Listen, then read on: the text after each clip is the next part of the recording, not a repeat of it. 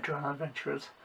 Hopefully last week you saw my Friday Drone Quickie where I talked about a weather app, and today's Friday Drone Quickie Drone Tip, I'm going to have to find a catchy name. I'm going to talk to you about actually when you're flying in the wind and the wind takes your drone and how you get back and what you do. So today, flying in the wind. That didn't work, did it?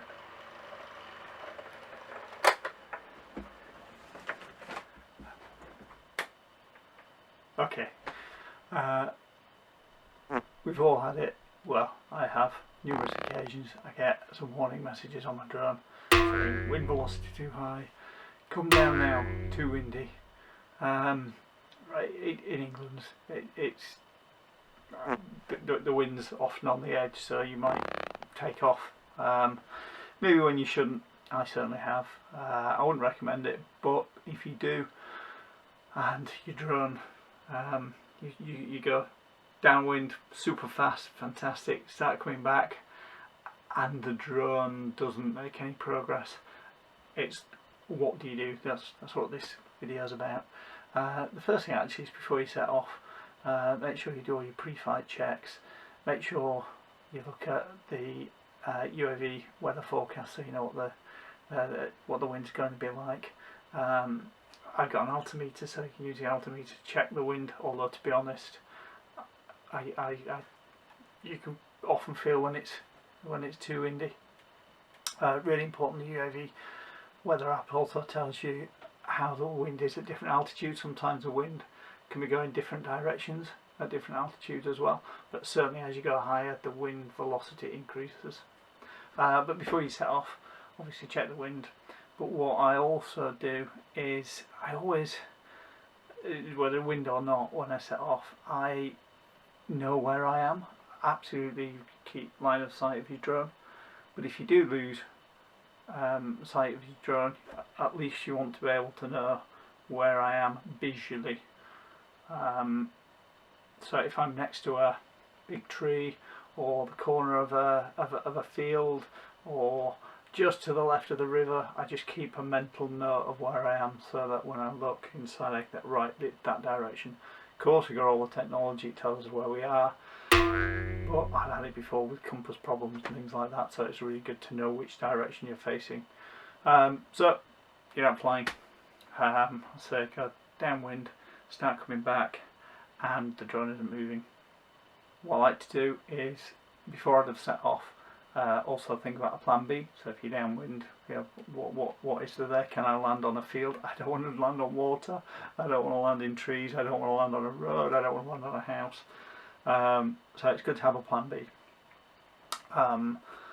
But don't panic.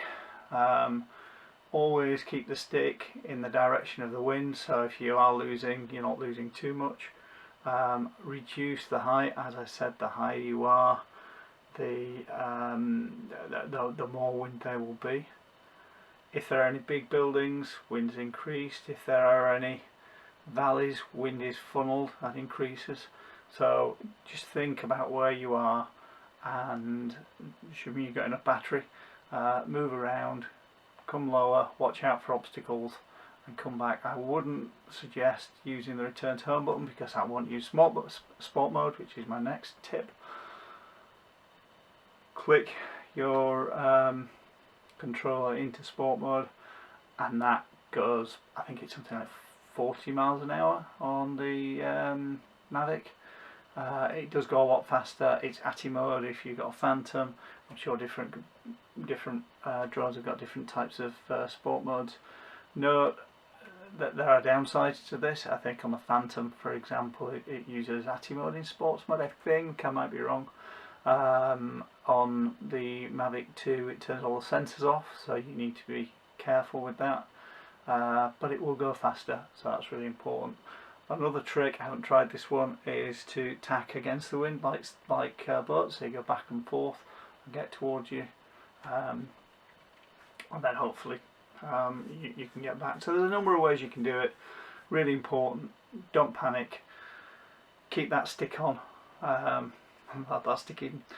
Keep that stick on against the wind, so you're constantly fighting against the wind. Don't panic, reduce height, and then hopefully fly back, put it in sports mode if necessary, and return to home. Probably won't work in those instances, because that will just literally go up to whatever height you set it and come back, and if you can't come back anyway, then that's not a good option.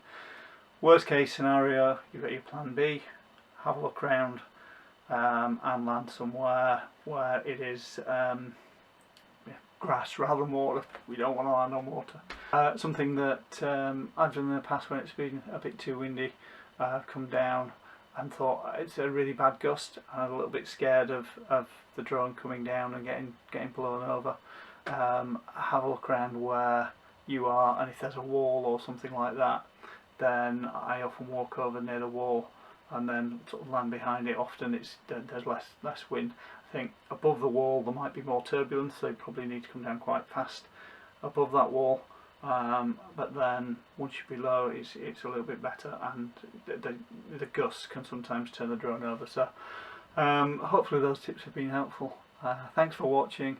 Please subscribe. Please take a look at my website, droneadventures.co.uk, and thanks for watching.